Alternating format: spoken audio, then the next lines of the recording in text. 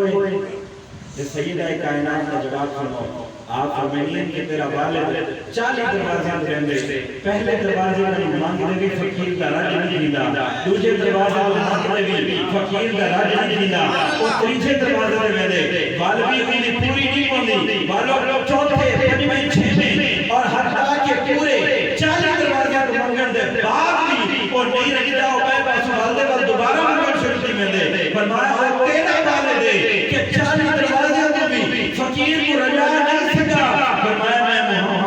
میں فاطمہ دا جڑا والد محمد ہے فرمایا بنامن واسطے دروازہ ہکو ہے لیکن جنن دی کوئی فقیر آندے آندا فقیر بن دے ویندا دنیا دا داتا بن دے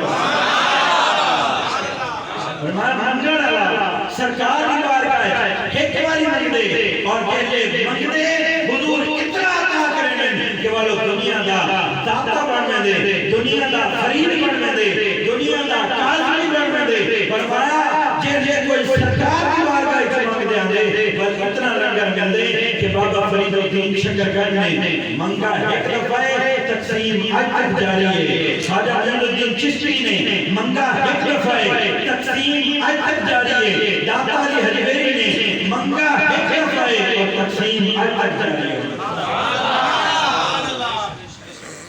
آدھنا نشان سجدہ جبین پر رہے تو کیا ہوا نشان سجدہ جبین آدھے متھے تھے اے بندے متھے دے نشان بڑی وجہ محراب بڑی وجہ ایسا بہت معلوم کریں بہت سے عبادت کی دیئے جملہ ہے بڑا غور بڑا سنو کہ نشان سجدہ جبین پر رہے تو کیا ہوا میں زور لگانا پڑسا آہستہ آہستہ پڑسا تو میں چیک کرے سا بھی ہون تک بھی تقریب تک کوئی اثر بھی پائے کوئی نہ میں آہستہ آہستہ پڑسا کہ نشان سجدہ جبین پر رہے تو کیا ہوا ارے کوئی ایسا سجدہ کر کے زمین پہ نشان رہے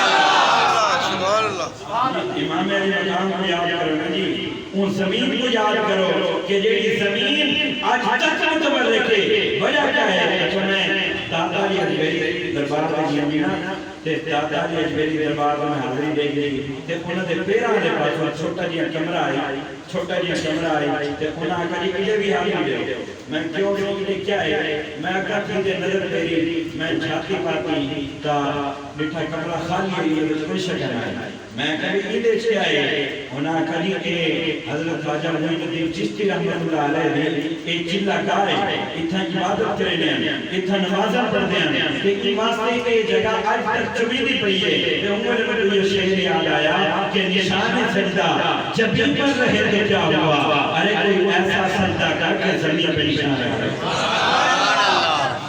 امام سے اگر کوئی علامہ اقبال و شعر ہے نا کہ دل سے عشق او توانا می شبر خاک ہم دوش سریا می شبر فرمایا اگر کوئی یہ بندہ چاہتے کہ میں بندہ ایک لیکن میرے اندر طاقت کا مردہ دے برابر ہوئے میں دلیر اتنا ہوا میں طاقتور اتنا ہوا کہ میرے اندر مردہ دے برابر طاقت ہوئے تو فرمایا اگر کوئی دلیر بننا چاہتے تو اپنے دل عشق مصطفیٰ پیدا کرے اگر کوئی دیا یعنی موقع دیا نہیں آگے تو خواہد زندگی لنا کافی ہے معذور آدمی وہ آپ آمینہ میں اٹھے دے پانی نہیں بار سکتا خود لیکن وہ دنیا پر آسمان میں دین واسطے کھڑا کرنے کی سرکار بارگاہ دو بنا آئے تے انہاں کا یا اللہ آسانی طرح چند جڑے تے نبی پاک نے پوچھا تیری والدہ زندہ ہے تیری اماں زندہ ہے انہاں نے جیا تیری اماں زندہ ہے آپ نے فرمایا بل ایک جنا رلے جلے ایک جنا کی ماں کی خدمت کرے آپ نے اماں دے کول کھڑے تے دوئے میرا سوچن پے گئے کون کھڑے تے کون بنے دوئے بحث کرن پے گئے ایک آکھا میں بنا بیا آکھا میں بنا دوئے ضد کرن پے گئے نبی پاک نے فرمایا میں رسنا کون بنے انہاں دوہاں میرا اماں کو نبی پاک نے دکھا انہیں ایک کمزور ہے تے ایک صحت مند ہے نبی پاک نے جڑا صحت مند برائی او کو نبی پاک فرمایا تو لے جو سے جڑا کمزور ہے او کو نبی پاک فرمایا تو ماں دی خدمت کر تو ہی کر تے اپنی والدہ دی خدمت کر تے او جڑا بلا کمزور ہے او سوچن پے گیا کہ یا رسول اللہ میں بڑھنا چاہتا ہوں یا رسول اللہ میں کوئی تو موقع عطا فرماؤ، یا رسول اللہ میں بھی تو پر لے جذبہ رکھتا منن دا، میں کوئی تو چنو یا رسول اللہ. جل نبی پاک نے فرمایا کہ والدہ کول کھڑ میں این بیرا کرنے لگے میں نا تے وہ سوچن پہ گیا کہ میں یہ کیا تدبیر کراں جو حضور میں کو پسند فرمایا. توجہ ہے سبحان اللہ. بل دعا مانگتے ہیں یا اللہ جس مولا کے اللہ کرے رزق کی کمی نہ یہ میں دوسری نہیں بولے رہے تو مولوی ہوئے بارا کھانے سبحان اللہ اکبر اکبر تیرے گردے انتظار کروا اچھی بات سبحان اللہ. بھئی ایک میرا سوچن پہ گیا یا اللہ میں یہ کیا تدبیر کرنے میں کوئی دین بنو اور سوچن پہ گیا تھوڑی دیر بعد واپس آیا یا اللہ یہ جڑے میرے پیار کو چنے ہوئے یہ جڑے میرے پیار کو سلیکٹ کی تیار اللہ ذرا ای گران میں کبڈی کراؤ ذرا ذرا کشتی کرواؤ میں دیکھ رہا ہوں میں اردو اس کر رہا ہوں. توجہ ہے ساریاں مکان اس کھڑی ہے بھئی دو بھائی سرکار کی بارگاہ میں آئے ہیں طاقت کرے کرو طاقت کر کو حضور نے کہا کہ جنگ پہ چلو اور کمزور والے بھائی بھائی کے آگ میں فرمایا تم والدہ کی خدمت کرو. تو وہ جو کمزور تھا وہ کہنے لگا کہ میں ایسا کیا تدبیر کروں کہ حضور مجھے ہی پسند فرمائے مجھے ہی حضور چن لیں مجھے حضور لے جائیں. تو واپس آگے کہنے لگا یا اللہ میں میرا اسے کبڈی کروائیں میرا اسے مقابلہ کروائیں. دیکھیں یہ طاقت بڑے گھر میں جب دونوں بھائی لڑنے لگے تو چھوٹا بھائی بڑے بھائی کو کہنے لگا یار تجھے تو حضور نے پہلے ہی پسند فرمایا تجھے تو حضور نے پہلے ہی چن لیا ہے. اگر اب تو حضور کے سامنے آ جائے اگر تو اب حضور کے سامنے میرے نیچے آ جائے گر جائے تو میری بھی حضور کی نظر میں کوئی عزت ہو جائے گی میری بھی حضور کی نظر میں کوئی پسندیدگی آ جائے گی. اگر تم حضور کے سامنے مجھ سے ہار جاؤ تو بڑا بھائی کہنے لگا ٹھیک ہے کیونکہ اس نے بات ایسی کہی کہ بھئی تم تو حضور کو پہلے پسند ہو مجھے بھی ذرا پسند ہونے دو. تو بڑا بھائی کہنے لگا ٹھیک ہے. پھر وہ جو طاقتور تھا وہ دونوں لڑے اور طاقتور گر گیا طاقتور ہار گیا. تو چھوٹا بھائی حضور کو کہنے لگا یا رسول اللہ دیکھا آپ نے جس کو آپ نے چنا تھا اس کو تو میں نے گرا دیا یا رسول اللہ جس کو آپ نے چنا تھا اس کو تو میں نے ہرا دیا. نبی پاک سب جانتے تھے. آپ نے فرمایا ہاں ہاں میں جانتا ہوں کہ میاں صحت کے اعتبار سے وہ تجھ سے بہتر ہے مگر جذبے کے اعتبار سے تو سے بہتر ہے. تو میں نے جب یہ روایت پڑھی تو مجھے خادم سرجردی صاحب اسی دن یاد آئے کہ یارو صحت اور طاقتوں سے یہ بات نہیں ہوتی یہ در حقیقت غلامی دل کے جذبے سے ہوتی ہے کہ اگر کوئی طاقتور بھی ہو ہمت والا بھی ہو صحت مند بھی ہو لیکن سرکار کی غلامی کا حق ادا نہ کیا ہو تو کیا اس کی صحت کا فائدہ ہوا. حضور کی غلامی میں اس کی صحت کام تو نہ آئی لیکن اس سے تو معذور بہتر کہ جو معذور تو تھا لیکن سرکار کی عزت و ناموس پہ پہرا دینے کے لیے بالکل کمزور نہیں تھا بلکہ دنیا سے ٹکرا جانے کے لیے تیار. اور رضوی صاحب ایک شعر پڑھتے تھے کہ جنہیں یار خرید نہ کیتا مولوی ہوندے پلے جنہیں یار خرید نہ کیتا مولوی ہوندے پلے ایتھے اوتھے دھواں جہانی پہنے ادانوں پھلے کہ جنہیں یار خرید جا کیتا مول نہ ہوندے پلے ایتھے اوتھے دھواں جہانی پلے پلے پلے. میاں محمد بخش رحمۃ اللہ علیہ نے اسی طرح کا جملہ کہا کہ جے میں ویکھاں اللہ اللہ جے میں ویکھاں تو جو ہے سچی نہیں یہ بات سے زبان جے میں ویکھاں اللہ بلے کہ کچھ نہیں میرے پلے.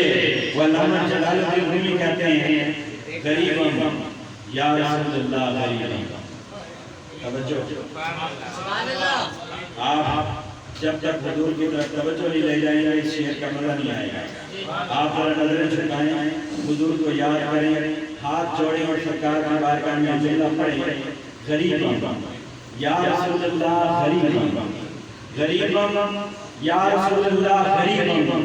یہ اس غریبی کی بات نہیں چل رہی کہ جس کے پاس پیسے کم ہوں یہ اس غریبی کی بات نہیں ہے کہ جس کے پاس دولت نہ ہو یہ اس غریبی کی بات نہیں ہے کہ جس کے پاس جائیداد نہ ہو یہ اعمال کی غریبی کی بات ہے کردار کی غریبی کی بات چل رہی ہے کہ غریبم یا رسول اللہ غریبم ندارم در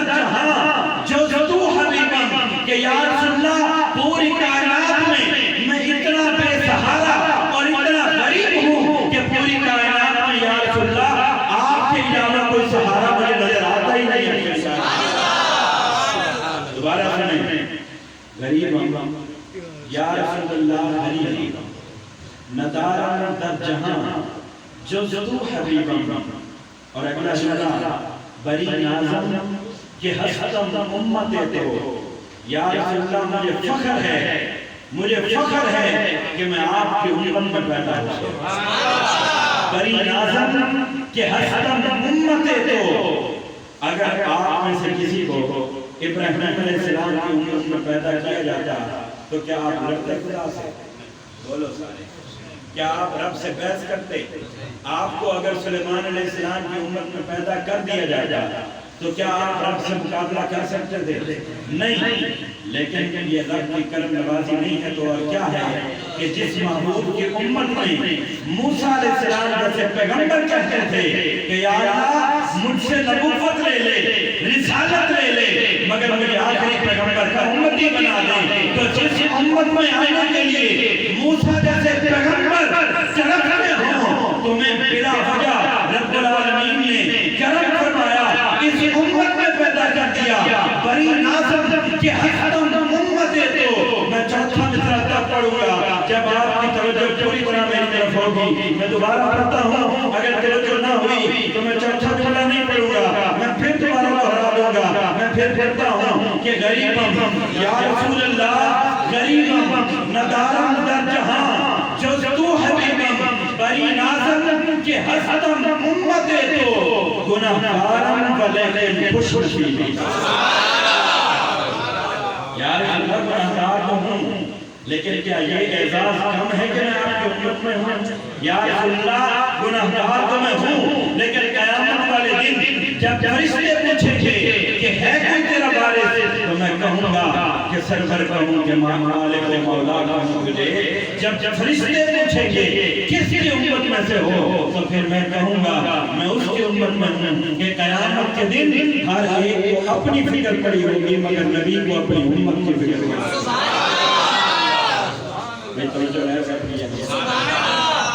غریب یا رسول اللہ غریب. اور علامہ جلال الدین رومی کا ایک اور جملہ ہے، میں بڑی عاجزی سے یہ جملہ پڑھنے لگا ہوں اور آپ سب کی توجہ مجھے پتہ چل جائے گا کہ شعر اتنا جملے اس کے تھوڑے ہیں لیکن وزن اس کا بہت ہے.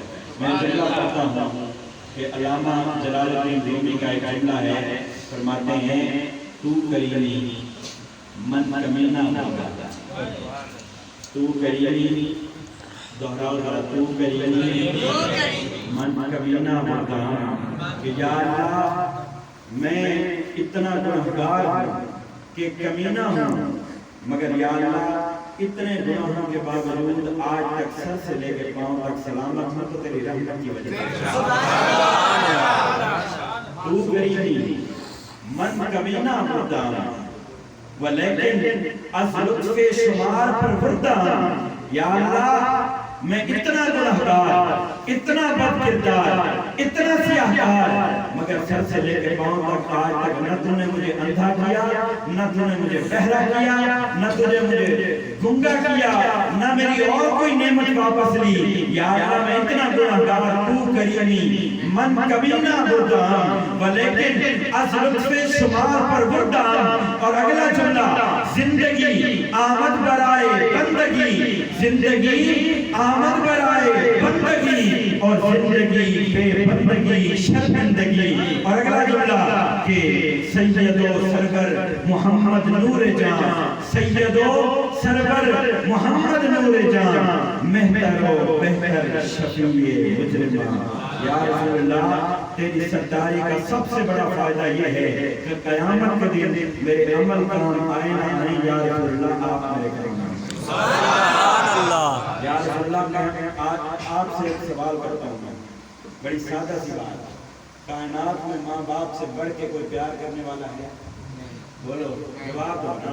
جن کو شک ہو وہ چلو چپ رہیں، جن کو شک نہ ہو وہ ذرا اونچی آواز سے جواب دیں کہ کائنات میں ماں باپ سے بڑھ کر کوئی پیار کرنے والا ہے؟ بولو سارے. کائنات میں ماں باپ سے بڑھ کے کوئی پیار کرنے والا نہیں. لیکن یہی ماں باپ قیامت کے دن مجھے اور آپ کو پہچاننے سے انکار کر دیں گے. یہی ماں باپ دنیا میں جن کا پیار سب سے اہمیت رکھتا ہے، یہی ماں باپ قیامت کے دن ہمیں نہیں پہچانیں گے. مگر جس میدان میں ہمیں ماں باپ نہیں پہچانیں گے، اسی میدان میں حضور ہمیں تلاش کر رہے ہیں. اسی میدان میں حضور کرم فرمائیں گے. اور میں نے ایک روایت پڑھی کہ جنت کے اندر جو سب سے پہلا کھانا دیا جائے گا وہ مچھلی کے کلیجے کا کھانا دیا جائے گا. اور کیونکہ مچھلی کا کلیجہ اتنا سا ہوتا ہے تو ریڈی والے اس کو سیریس نہیں لیتے، اس کو پھینک دیتے ہیں، نہ ہی ہمیں ملتا ہے. کتنا سا ہوتا ہے کسی دن کسی کا دل چاہے کہ ہم جنت کا کھانا کھائیں تو پھر وہ مچھلی والے سے ٹھیکہ کھائیں، ان سے مکہ کریں اور کہیں یار اس کی ساری مجھے جو کلیجے ہیں وہ جمع کر کے دو، جتنے جمع بنے وہ بنا کے کھاؤ، وہ جنت کا پہلا کھانا ہے. ذرا سنیے، قیامت کے پورے 50,000 سال کا دن گزار کے جب حضور جنت میں جائیں گے تو جب کھانا آپ کے سامنے ہوگا، حضور پہلا نوالا کھانے لگیں گے. جب نوالا منہ کے قریب جائے گا تب ایک بندہ آواز دے گا، یا رسول اللہ آپ کا ایک امتی جہنم میں رہ گیا. جب نوالا منہ کے قریب ہوگا تو بندہ کہے گا، یا رسول اللہ آپ کا ایک امتی جہنم میں رہ گیا ہے. فرمایا پورے 50,000 سال کے برابر کا دن گزار کے جب حضور بھوک کی وجہ سے جب یہ نوالا منہ کے قریب لے جائیں گے، فرمایا جب کسی امتی کا سنیں گے کہ وہ جہنم میں رہ گیا ہے تو اتنی بھوک پیاس کے بعد حضور وہ نوالا واپس رکھیں گے، جنت سے باہر جائیں گے اور جہنم میں جا کے اپنے اس امتی کو تلاش کریں گے. فرمایا اس کے ہاتھ کو پکڑ کر جب جنت میں داخل کر دیں گے پھر تسلی سے اسے اٹھانا کھائیں گے. سبحان اللہ. میں پھر بھی کہوں گا کہ کریمی من کریمی، تو کریمی. وہ ہندو کی بات مجھے یاد ہے، وہ 70 سال سے یا سنم یا سنم یا سنم کا ورد کر رہا تھا تو ایک دفعہ غلطی سے اس کے منہ سے نکل گیا یا سمر، جو اللہ کا نام ہے. سورہ اخلاص میں اللہ الصمد کے نام سے آیت بھی آئی ہے. تو جب غلطی سے اس کے منہ سے نکل گیا یا سمد تو اللہ رب العزت نے غلطی سے بلانے پر اسے 70 مرتبہ جواب دیا. یعنی اسے بلایا، فرشتے کہنے لگے یا اللہ جس شخص کو تو نے جواب دیا ہے اس نے تو تجھے بلایا بھی نہیں، جس کو یا اللہ تو نے جواب دیا ہے 70 بار جواب دیا، اس نے تو تجھے بلایا بھی نہیں، اس کو تو غلطی سے منہ سے نکل گیا یا سمد. تو اللہ کا جواب سنو. حضور فرماتے ہیں حدیث قدسی میں، فرماتے اللہ فرماتا ہے کہ جب وہ 70 سالوں سے یا سنم یا سنم اور یا سنم پکار رہا تھا، اگر ان 70 سالوں میں ان کے باطل خداؤں نے بھی جواب نہیں دیا اور میں حق خدا ہو کے بھی جواب نہ دیتا تو پھر ان باطل خداؤں نے اور مجھ حق خدا میں فرق کیا رہ جاتا. میں نے اس لیے جواب دیا تاکہ پتہ چلے جنہوں نے 70 سالوں سے جواب نہیں دیا وہ باطل خدا ہے، اور جس نے غلطی سے بلانے پر 70 بار جواب دیا میں باطل خدا نہیں ہوں، میں حق خدا ہوں. سبحان اللہ. وہ تو کرم فرماتا ہے، تو کریمی من کمینا، تو کریمی من کمینا ہوتا ہے. یا اللہ میں تو بدکار ہوں لیکن تیری کرم نوازی ہیں. تو کریمی من کمینا ہوتا ہے ولیکن از لطف شمار پروردہ. میں نے اسلاف سے سنا، جو ہے آپ سب کی میں نے اسلاف سے سنا. اسلاف کہتے ہیں اگر کوئی بندہ اندھا ہو نابینا ہو تو وہ شکر کیا کرے کہ اللہ رب العزت نے اسے بہرا نہیں بنایا.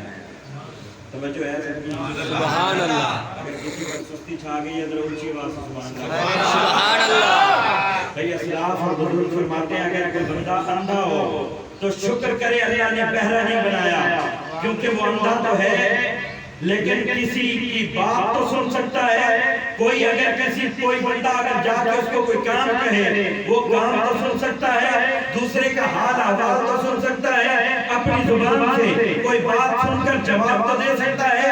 فرمایا اگر کوئی بندہ اندھا بھی ہو اور بہرا بھی ہو پھر بھی وہ شکر ادا کرے کہ اللہ رب العزت نے اسے گنگا نہیں بنایا. کیوں کہ وہ اندھا اور بہرا تو ہے لیکن جب اسے تکلیف ہوتی ہے تو بول کے بتا تو دیتا ہے، جب اسے کچھ چاہیے ہوتا ہے تو بول کے بتاتا تو ہے کہ مجھے یہ چیز چاہیے. فرمایا اگر کوئی बंदा अंधा भी हो, बहरा भी हो, गूंगा भी हो, फिर भी अल्लाह का शुक्र करे कि अल्लाह रब्बुल इज्जत ने उसे हाथों से माजूर नहीं बनाया कि अगर वो अंधा भी हो और बहरा भी हो और गूंगा भी हो, उसके हाथ में रोटी और सालन दे दिया जाए तो कम से कम खुद खा तो लेता है, कम से कम अपना खाना और अपने खाने की चीजें खुद उठा के खा तो सकता है। अगर हाथ भी ना होते तो दूसरे के इंतजार में बैठा रहता कि कोई आता और मुझे खाना खिलाता। फरमाया अगर कोई बंदा अंधा भी हो और बहरा भी हो, गूंगा भी हो और हाथों से भी माजूर हो, और फरमाया फिर भी शुक्र करे अल्लाह ने उसे पैरों से माजूर नहीं बनाया, क्योंकि जब उसे हाजत होती है तो उठ के खुद जा तो सकता है। कोई दूसरा बंदा हाथ पकड़ के ले जाए तो कम से कम उसके पाँव तो सलामत है, चल के तो जा सकता है। अगर पाँव न होते तो फिर हाजत के लिए कैसे जाता? अगर पाँव न होते तो फिर वो किसी दूसरे का मोहताज होता कि खाना भी कोई और खिलाए, बात भी कोई और करे, और पाँव की माजूरी की वजह से हाजत पड़ती तो वॉशरूम के लिए भी किसी और को ले जाना पड़ता। फरमाया इसलिए शुक्र करे। और फिर आखिर में असलाफ का एक जुमला सुनो और इंसाफ की बात है। फरमाया अगर कोई बंदा अंधा भी हो, बहरा भी हो, गूंगा भी हो, हाथों से भी माजूर, पाँव से भी माजूर हो, फिर भी शुक्र करे। मैं जब ये जुमला सुनता गया तो मुझे हैरत तारी हो गई मुझ पे, भाई जो बंदा अंधा भी है, गूंगा भी है, बहरा भी है, हाथों से भी माजूर, पाँव से भी माजूर, वो किस बात का शुक्र करे? उसे तो जरूरियात जिंदगी की कोई नेमत भी नहीं मिली, उसे तो अल्लाह ने कोई नेमत भी नहीं दी, फिर क्यों शुक्र करे? सुनो असलाफ का जुमला, मैं अल्लामा इकबाल के शेर के तराजू में पढ़ रहा हूँ कि दिल से इश्क़े ऊ तवाना मी शबद, खाक हम दोषे सुरैया मी शबद। फरमाते हैं अगर कोई बंदा अंधा है, बहरा है, गूंगा है, हाथों से माजूर है, पाँव से माजूर है, फिर भी वो शुक्र करे कि अल्लाह रब्बुल इज्जत ने उसे मोहम्मद की उम्मत में पैदा होने का मौका नसीब फरमाया। बेतवज्जो है सबकी सुभान अल्लाह। असलाफ फरमाते हैं जब कोई जरूरियात नेमत की, कोई जरूरियात जिंदगी की नेमत ना हो, फिर भी शुक्र करे। अल्लाह ने मोहम्मद के उम्मती होने का शर्फ अता फरमा दिया, मोहम्मद की उम्मत में पैदा होने का मौका अता फरमा दिया। फरमाया क़यामत के दिन जब ये अंधा, गूंगा, बहरा जब क़यामत के मैदान में खड़ा होगा और इसे पूछा जाएगा कि तुम्हारा यार मददगार कोई नहीं, तो कहेगा नहीं, मेरा यार भी है, मेरा मददगार भी है। पूछा जाएगा कौन है तेरा पैगंबर? वो कहेगा वही मोहम्मद है जो अपने उम्मतियों को तलाश कर करके जन्नत में ले जाएगा। सुभान अल्लाह। बेतवज्जो है सबकी सुभान अल्लाह। मैं बस ये जुमला जरूर कहूँगा कि पूरी कायनात में हुजूर से बढ़कर हमारे लिए कोई अहम नहीं है। बेशक। हम लोग पता क्या करते हैं? हम खुद 2 नंबर लोग हैं, जो सीधी बात है, हम खुद ड्रामेबाज हैं। हम लोग लफ्ज़ी मोहब्बत करते हैं, लफ्ज़न इश्क करते हैं, अमलन हमें कोई हुजूर का प्यार और मोहब्बत नहीं है। मैं एक दफ़ा जैसे जनाब मोहतरम जफर साहब ने मकान दोबारा से इसको कलर करवाया है, मैं एक बंदे को ले आया, मैंने कहा भाई मेरे विंडो पे ना ज़रा रंग करना है, 10 मिनट का काम है, ये तो जाते जाते करके दे दो। मैं जब गया उसके साथ उसको ले गए, वो कहने लगे जनाब ये 10 मिनट का काम नहीं है, ये पूरा दिन लगेगा। मैंने कहा मिस्त्री बंदे क्यों नहीं बन गए? तो एक आधे घंटे का काम ना हो तो पूरा झाड़ा काम ला के तो सब बंदे क्यों नहीं बन गए? उसने कहा जनाब ये थोड़ा काम नहीं है, इसमें पूरा दिन लगेगा। मैंने कहा क्यों? वो कहता अगर आपके कहने के मुताबिक अगर मैं इस पर बुर्श फेरता जाऊँ और इसको रंग करता जाऊँ तो जो इस पर जंग लगा हुआ है, अगर ये जंग ना उतारो 4 दिन बाद ये रंग भी उतर आएगा और जो जंग लगा हुआ वो जंग भी उतर आएगा। मैं जो बुर्श फेर के जाऊँगा इसका कोई फायदा नहीं होगा, कुछ वक्त के बाद ये जंग उतरेगा तो रंग भी उतर जाएगा। अगर आप चाहते हैं कि ये विंडो सही तरह से रंग हो और जो मैं रंग करके जाऊँ उसकी पकड़ भी ठीक हो, तो फिर आप ऐसा करें मुझे थोड़ा सा वक्त दे, मुझे रेत पार ला के दे, मैं इसका पहले रंग उतारूं, फिर इस पर जब रंग करूंगा। आज जो लोग कहते हैं ना कि भाई मौलवियों की तकरीरों में वो असर नहीं रहा, पीरों की तकरीरों में वो असर नहीं रहा, दर हकीकत बात ये है कि हम लोग खुद दुनियादारी में इतने उलझे हुए हैं कि घंटा जब महफिल में हम लोग आते हैं इसी नीयत से आते हैं 10 मिनट इसको बर्दाश्त कर लेंगे, 15 मिनट इसको सुन लेंगे, चलो اگر پنجاب سے پیر صاحب آ ہی گئے ہیں تو چلو گھنٹہ ان کو بھی برداشت کر لیں گے. ہم لوگ اصلاح کی نیت ہی لے کے نہیں آتے, ہم لوگ صرف میزبان کو راضی کرنے کے لیے آتے ہیں کہ وہ راضی ہو جائے. اصلاح کی نیت سے آئیں تو اصل بات یہ ہے کہ جب دلوں پہ زنگ لگا ہوا ہو تو اوپر ہم حدیثوں کے رنگ کریں بھی صحیح, اوپر ہم اخلاقیات کے رنگ کریں بھی صحیح, تو جب محفل سے اٹھ کے بعد جاتے ہیں وہ رنگ بھی اتر جاتا ہے, وہ زنگ بھی اتر جاتا ہے. وہ دنیا داری میں پھنسے ہوئے لوگ دل میں جگہ ہی نہیں دیتے حضور کی عزت کو اور حضور کی حدیثوں کو. اس وجہ سے ہم لوگ لفظاً پیار کرتے ہیں. حقیقت بات یہ ہے عمل اگر بندے کا ٹھیک ہو اور بندے کی اصلاح کی نیت ہو کہ میں محفل میں جا رہا ہوں, میں کوشش کروں گا کہ میں اپنی اصلاح کروں, تو ایسا بندہ جب محفل میں آتا ہے ممکن ہے اسے حدیث پڑھنے کی ابھی ضرورت بھی نہ پڑے, اس پر محفل میں داخل ہو اور اللہ کی رحمت اسی وقت پر اثر ہو. یہ تو ہم خود اصلاح نہیں کر چاہتے, اپنی اصلاح چاہتے نہیں, ہم خود نہیں چاہتے کہ ہم ٹھیک ہوں. وگرنہ کیا ہمیں آج صحیح غلط کا پتہ نہیں ہے؟ کیا کپڑے خریدنے جاتے ہیں تو کیا ہم آپ کو سکھاتے ہیں کہ کپڑے کس طرح کے خریدا کرو؟ جب آپ لوگ کٹنگ کروانے جاتے ہیں ہم آپ کو بتاتے ہیں کہ کس طرح کٹنگ کروایا کرو. کہ جب آپ گھروں کے برتن لینے جاتے ہیں ہم بتاتے ہیں کہ کس طرح کے برتن لو. آپ لوگ خود چن کے اچھی چیز لے کے آتے ہیں, اور جب آپ لوگ خود بیمار ہوتے ہیں تو ڈاکٹر ڈھونڈ کے جاتے ہیں کہ کسی نااہل کے پاس نہ چلے جائیں. ایسا نہ ہو کہ جو ہم ٹھیک ہیں یہی بھی ہمیں برباد کر دے. تو میں بتاؤں آپ کو, کیا وہ ڈاکٹر ہم آپ کو تلاش کر کے دیتے ہیں؟ میں نے کہا کہ جس طرح جسمانی بیماریوں کے لیے آپ کو ڈاکٹر کی ضرورت ہے, اس طرح ایمانی بیماریوں کے علاج کے لیے بھی آپ کو مرشد کامل کی ضرورت ہے. سبحان اللہ. اور پیر بھی تو دیکھو نا آج کل کوئی گوگے شاہ, کوئی موگے شاہ, کوئی پتہ نہیں پیر مور شاہ, کوئی طوطا شاہ, کوئی پرندہ شاہ, کوئی پیپسی شاہ, کوکا کولا شاہ, سارے مجھے نہیں پتا کس طرح کے پیر. پیر وہ نہیں ہے جو آپ کو تعویذ دے, پیر وہ ہے جو دین کی رہنمائی کرے, دین سے واقفیت رکھتا ہو. آپ جانتے ہیں جب تک کوئی پیر دنیا کا ایسا نہیں ہے, پوری کائنات میں سب سے بڑا دربار حضور کا دربار ہے. سبحان اللہ. وہ جو ایسا کیا نہیں, پوری کائنات میں سب سے بڑا دربار سرکار دو عالم کا دربار ہے. اور اس دربار کے گدی نشین کون ہے؟ اس دربار کے گدی نشین امام حسن اور امام حسین ہیں. میں نے کہا کہ پوری کائنات کی سب سے بڑی دربار حضور کی دربار ہے, اور اس کے گدی نشین امام حسن اور حسین ہیں. اور انہی کا عمل ہے کہ جب دین پہ مشکل وقت آئے تو پھر کوئی اپنے آپ کو اہم نہ سمجھے, دین کو اہم سمجھے, اور قربانی دینے کا وقت آئے تو سنت حسین پہ عمل کیا گیا. سبحان اللہ. بے توجہ ہے نا سب کی آپ کو.